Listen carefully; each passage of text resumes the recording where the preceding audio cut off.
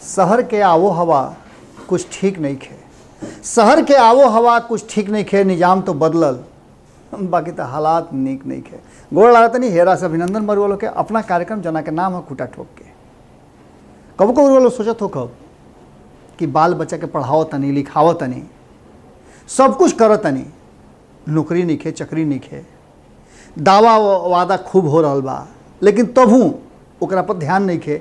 आपसे में लड़ कट के कटुआ झोंझ कैले वालो अरे राज्य के देश के स्थिति नहीं के सुधरत। लेकिन एक बाद दूगो चर्चा रुआ के खूब इंटरटेनमेंट भी करता और मनो बहलले रहता, वो बा राजनीतिक के चर्चा। खास करके अगर बिहार के राजनीति के चर्चा करी तो एजा रोज 24 घंटा के अंदर में कई हाली हालात बदलता, मौसम बदलता, मिजाज बदलता और ई रुआ के और ज़्यादा परेशान कर देता। एक खाली फिर से नीतीश कुमार जी के नया पैंतरा कतना लोग के फेरा में डाल देले बा। आज के खूटा ठोक में रुआ लोग के सामने एकदम भीतर से निकाल करके कई दिन से चर्चा तो रुआ लोग के सामने सुनते हो कब, लेकिन वो चर्चा में 100 गगरी पानी डाल करके अब बुता दिया था, फिर धधक जाता। ये ऐसा आग बा राजनीति के जौन बुताए के नाव निखेले। लगातार हुआ सुन ले हो कब कि सोनिया गांधी के चिट्ठी लिखला के बाद इस देश में एगो नया धारा के राजनीति के और नया गठजोड़ के प्रयास शुरू हो गए रहा। पूरा चर्चा यह बात पर जाके टिक गई रहे कि इस देश में भारतीय जनता पार्टी के विकल्प का हुई। कांग्रेस अकेले विकल्प ना बन सकत रहे। हालांकि कांग्रेस के पीछे ढकेले खातिर भारतीय जनता पार्टी बड़ा प्रयास कैलस, अकेले के दम पर ना भइल। तब ओकरा भरोसेमंद जौन अलग अलग क्षेत्रीय दल रहन या फिर राष्ट्रीय दल रहन, वो सब लोग के एकजुट करे के पहिले और ये प्लान बहुत पहले से तैयार होत रहे। कारण कि कांग्रेस आज़ादी के बाद से लगातार ये देश के अलग अलग राज्य होके या फिर केंद्र होके सब जगह शासन करते रहे। ओकरा के पटकल आसान ना रहे और पटक के अस्थायी भइल आसान ना रहे। एकरा खातिर भारतीय जनता पार्टी योजना बनौलस और योजना बना के अलग अलग क्षेत्रीय दल के जोड़ करके और एक गठबंधन बनौलस जौन मिल करके कहीं ना कहीं कांग्रेस के बुरी तरह से परास्त कर दिलस। और कांग्रेस ऐसा स्थिति में आ गई बा कि अब ओकरा सर्वाइव करे में काफ़ी समय लगी।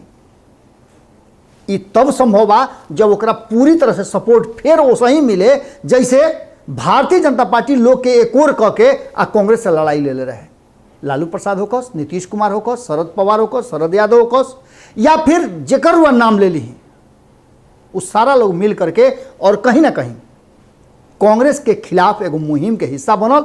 और 2014 में ओकरा पहले के चर्चा कई कोनो जरूरी नहीं है, ऐसे कि एकरा पहले भी कांग्रेस पटकाइल बा, लेकिन उलट के फिर से जवाब 5 साल के अंदरे में दे दिले बा। जेपी आंदोलन के बाद भी हुआ का भइल सब जानता नहीं।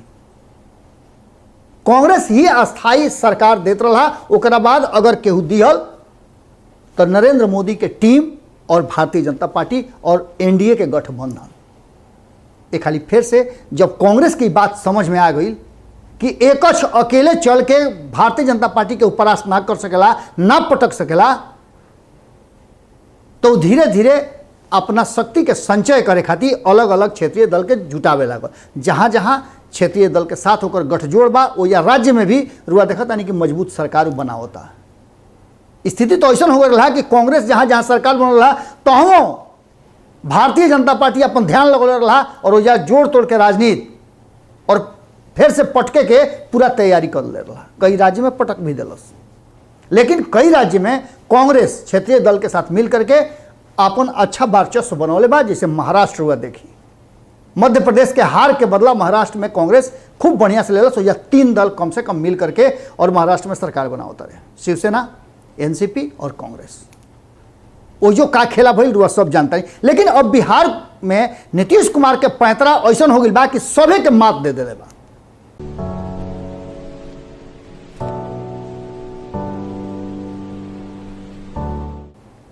जहां एक तरफ कांग्रेस सहित लगभग 23 गो दल जो में 18 से 19 दल शामिल हो गए बड़े, कई दौर के बैठक भइल। शरद पवार भी वो बैठक के हिस्सा रहे हा, मुलायम सिंह वो एक हिस्सा रहे हा। लेकिन अचानक से नीतीश कुमार ऐसा ना दाव खेल ले कि अब चर्चा दूसरे दिशा में हो गई।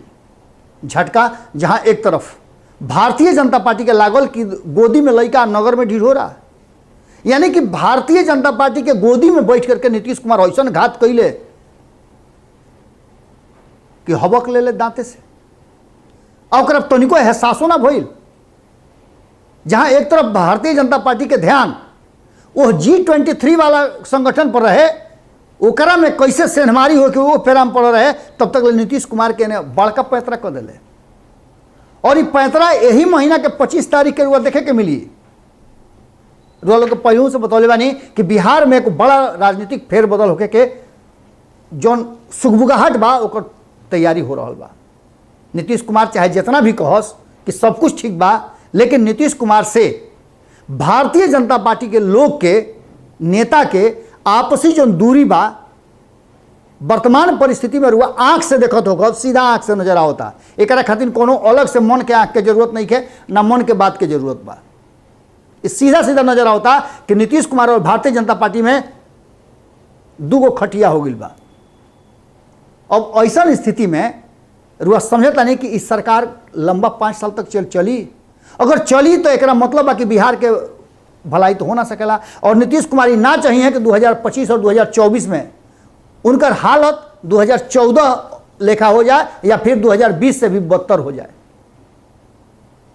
नीतीश कुमार जी 2014 में नरेंद्र मोदी के खिलाफ होकर के एनडीए से बाहर आई रहन, ओकर परिणाम कि उनका मात्र 2 सीट पर लोकसभा में संतुष्टि करे पड़ल। 2020 के चुनाव में भी उहे भइल। 2015 में तो भारतीय जनता पार्टी को जबरदस्त परास्त कैले, संगठन बनौले और लालू प्रसाद और कांग्रेस के साथ मिल करके भारतीय जनता पार्टी के बैकफुट पर ले अले। लेकिन 2020 में नीतीश कुमार के अपना गलती के फिर से सजा भोगे के पड़ल। 2017 में वो फिर से एनडीए के फिर खेमा में गईले और भारतीय जनता पार्टी उनका के हबक लेलस। कहीं ना कहीं 2020 के चुनाव में जो नीतीश कुमार तीसरा नंबर के पार्टी हो गई ओकर उनकर मलाल रहल हा, ओकरे खातिर तैयारी और पैंतरा जबरदस्त रच दिले बाड़े। 25 तारीख के हरियाणा में जुटान बा। दिल्ली में G3 के बैठक होत रहा तो ओजे सटले हरियाणा में नीतीश कुमार अपना नया संगठन के लोग से भेंट मुलाकात करी हैं। हालांकि अवसर तो कुछ और बा। पूर्व उप प्रधानमंत्री देवीलाल के जयंती समारोह बा। वो जयंती समारोह में उनकर पुत्र और उनकर पोता पोती सब मिल करके उनकर जयंती मनावल जाता और मनावता लोग तो सभे के उजा बोलावल बा, जना में नीतीश कुमार भी आमंत्रित बाड़े। लेकिन नीतीश कुमार के दल के लोग से पूछब तो उ रुआ पर खिजिया जी हैं। काले रुआ देखबे कहीं कैसे ललन सिंह बुझाइल कि मने आग बबूला हो गई। ए भाई कुल हमारा नहीं पता, वो नीतीश कुमार के काम हो, मुख्यमंत्री सचिवालय से जाके पूछो, मुख्यमंत्री से पूछो, हमरा से काहे पूछा तारा। अरे भाई रुआ पार्टी के अध्यक्ष हैं सरकार, रउआ से ना पूछाई तो केजरा से पूछाई। हालांकि ये बात बा जदयू में कि सिंगल विंडो बा, नीतीश कुमार जौन कहीं है तौने बात हुई। लेकिन उतनो तो जानकारी होके के चाहिए कि 25 तारीख के नीतीश कुमार जात रहे कि निखन जात, कारण कि संगठन से जुड़ल बात बा। मुख्यमंत्री से ज्यादा जदयू के प्रमुख नेता के रूप में उनका रोजा बोलाहटा बा। अगर ऐसा नहीं खे तो प्रकाश सिंह बादल कहाँ का करता रहे, वो कौना राज्य के कौना देश के मुख्यमंत्री या प्रधानमंत्री हवे कि उनका के बोलाहटा दिया था। शरद पवार कौना राज्य के मुख्यमंत्री बाड़े उनका के बोलाहटा दिया था। ये सब लोग के बोलाहटा ऐसे दिया था कि सब लोग अपना अपना पार्टी के प्रमुख बा। मुलायम सिंह के काहे खातिर बोलावल जाता। इस सब बात के लेकर के जॉन लालू प्रसाद और कांग्रेस के एक संगे जाए के और एगो नया गठबंधन बना करके भारतीय जनता पार्टी के आने वाला चुनाव में अलग अलग राज्य में भी और देश के चुनाव में भी आज से तैयारी शुरू कर जात रहा। जौन तैयारी में नीतीश कुमार के भी नाम रहा, लेकिन नीतीश कुमार कसहूँ आपन अलग पहचान बनावल चाहता रहे। और ये बात रुआ से आज से ना 2020 के चुनाव परिणाम आई रहे तौना के एक महीना के बाद से हमनी के लगातार कहतन जा कि नीतीश कुमार चाहता रहे कि जल्दी बिहार में चुनाव हो और एक अकेले वो अपना चुनाव लड़स, एकाध दूगो पार्टी के सम्मिलित करके, ना ओकरा में भारतीय जनता पार्टी होखे आ ना ओकरा में आरजेडी होखे। यानी लालू प्रसाद और भारतीय जनता पार्टी दोनों से अलग अपन एगो राह बनावल चाहता रहे, जौन राह उनका बुझा गई बा कि दोनों में से कोनो तरफ जाई तो ओइजा उनका मान सम्मान ना मिली, और नया नया लोग के संगे जाई तो मान सम्मान यथा स्थिति बरकरार रही। कारण कि ओइजा लीडरशिप मिली। एजा तो पहले ही से लीडर बाड़े। तेजस्वी यादव के लालू प्रसाद घोषित कर दिले बाड़े कि बिहार में अगर तेजस्वी यादव के संगे जकरा आवे के बसे आओ, तेजस्वी यादव के नेता मान के जकरा आवे के बसे आओ, बाकी नइखे हमरा जरूरत। यह कारण बा कि रुआ देखने कि 2020 के चुनाव से पहले कई गो दल बाहर भइले, नया नया लोग के में गठजोड़ कल गई। वामपंथी के जितना भी खेमा रहे है सब खेमा के जोड़ल गई। कांग्रेस तो परमानेंट हो गई बा, एगो पीछे पीछे चले वाला, जैसे नीतीश कुमार के पीछे पीछे भारतीय जनता पार्टी चल रहा बा। लेकिन भारतीय जनता पार्टी 2020 के चुनाव के बाद से अपना नीति और रणनीति दोनों में परिवर्तन कैले बा। चाहे रहो चाहे जाओ बिहार के सत्ता, अब भारतीय जनता पार्टी नीतीश कुमार के सामने झुके के तैयार नहीं खे। एगो और घटना रुआ सुनबे कैले हो कब कि एनआरसी के लेकर के बिहार में बवाल मचल बा। हालांकि अभी हमने लगे सबूत पूरा नहीं खे आई, लेकिन चर्चा जबरदस्त हो रहा बा और एक पर नेता लोग के बयान आ गई तो मतलब बा कि चर्चा कहीं ना कहीं बढ़ ले बा। एक तरफ से सत्ता में बैठल लोग ओकरा के कहता कि भाई ऐसा नहीं होखे जात, दूसर का तरफ विपक्ष कह रहा बा कि ऐसा हो रहा बा। AIM ओवैसी जौन बा वही से अपन बैठ करके आप यह बात के ऐलान करता कि बिहार में गड़बड़ हो रहा बा। वो ये भारतीय जनता पार्टी और जदयू कहता कि भाई ऐसा कोनो बातें नहीं, भारतीय जनता पार्टी तो एक कोनो जवाबे ना दिलस। लेकिन RJD एक पर मुखर हो गई बा कि कहीं ना कहीं RSS के गोदी में बैठल बड़ा नीतीश कुमार। खैर ये सब बात तो हो रहा बा, लेकिन नीतीश कुमार के जो नया गठजोड़ हो रहा बा, नया रणनीति हो रहा बा, ओकरा से लालू, भाजपा और कांग्रेस सबके झटका लागल बा। और ऐसा से झटका ना सबके चित कर दिले बाड़े। कारण कि एक तरफ जहां नीतीश कुमार के लेकर के सकारात्मक G23 यानी कांग्रेस, लालू प्रसाद और अन्य जो 16-17 गो दल रहे है सब आसान्वित रहे है कि नीतीश कुमार देर सवेर एमें आ जाई हैं।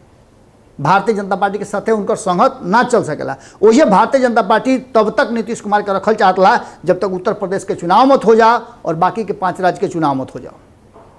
इस सब के लेकर के अब नीतीश कुमार अपन नया पैंतरा कर ले बड़े और नीतीश कुमार हर चुनाव से पहले नया रणनीति अपनावेले। और रणनीति का हिस्सा बा कि वो एक तरफ ममता बनर्जी सहित एकरा में सबसे बड़ बात बा कि ममता बनर्जी के भी निमंत्रण मिलल बा और ममता बनर्जी के निमंत्रण से ही पूरा जो नया गठबंधन के प्लानिंग बा ओकरा पर कहीं ना कहीं भारत लाइव के वो खबर के असर नजर आवता। जौन वालों के बहुत पहले समीक्षा के माध्यम से भारत लाइव बतौले रहे कि ममता बनर्जी प्रधानमंत्री के उम्मीदवार के रूप में अपन नाम वापस ले सकेली जब नीतीश कुमार एकरा खातिर अपना के आगे लेके आवस। एकरा संगे संगे शरद पवार भी तैयार हो सकले नीतीश कुमार के नाम पर, शिरोमणि अकाली दल भी तैयार हो सकला, उद्धव ठाकरे भी तैयार हो सकले। एकरा अलावे आम आदमी पार्टी के तरफ से भी जेकर जेकर नाम रुअली सब लोग तैयार हो सकेला। देश के अलग अलग राज्य में झारखंड होके या फिर मुलायम सिंह होकर सब नीतीश कुमार के नाम पर अब तैयार हो सकेले।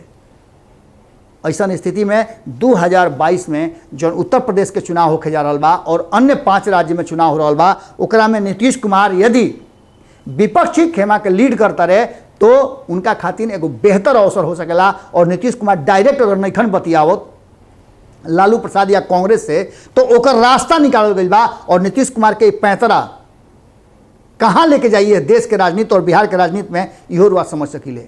एक सीधा मतलब बा कि नीतीश कुमार कहीं ना कहीं लालू प्रसाद तक संदेश भेजल चाहता रहे कि तेजस्वी यादव के बैकफुट पर ले आवो, हम लीड करब और 2024 के बाद जैसन होई अगर प्रधानमंत्री बन गई तो ठीक बा, तो तेजस्वी यादव के मुख्यमंत्री बना दी है, वरना मुख्यमंत्री तो हम ही रहब। मेन लड़ाई यही बात के बा। भारतीय जनता पार्टी ये बात कह रहा बा कि 2025 में अब नीतीश कुमार ना ओकरा पहले भी अगर उत्तर प्रदेश चुनाव में सकारात्मक परिणाम आयल भारतीय जनता पार्टी के पक्ष में तो नीतीश कुमार के कुर्सी जाइल निश्चित हो गई बा। वो ये दूसरा तरफ नीतीश कुमार जब तक ले उनका नया कुर्सी नहीं मिल जात तब तक मुख्यमंत्री के कुर्सी बिहार से छोड़ल नहीं चाहत। और एहिजे आके मामला पेच फंस गई बा।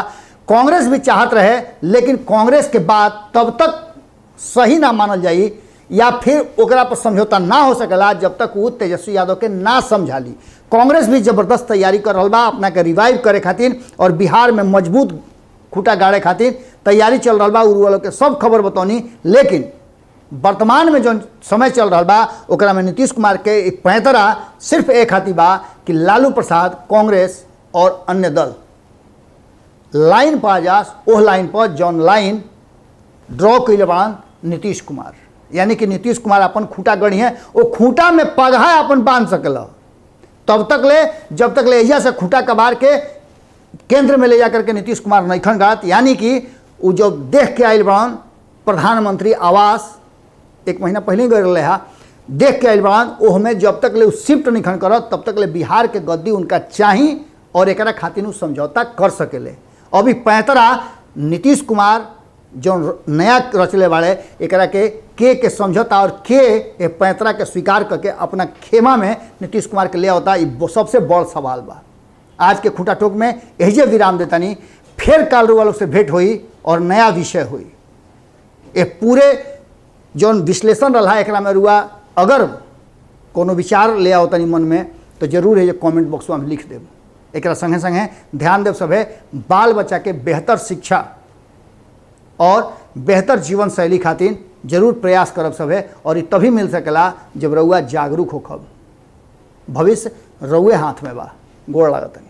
अगर ये वीडियो पसंद आई और रउआ बिहार के राजनीति और बिहारियत से सरोकार रखेनी तो सब्सक्राइब बटन दबा के चैनल के सब्सक्राइब कर ली। ओजे एगो घंटी बा, ओकरा बटन दबा देला से कुल सटीक और मारक खबर रुआ मुफ्त में मिल जाई।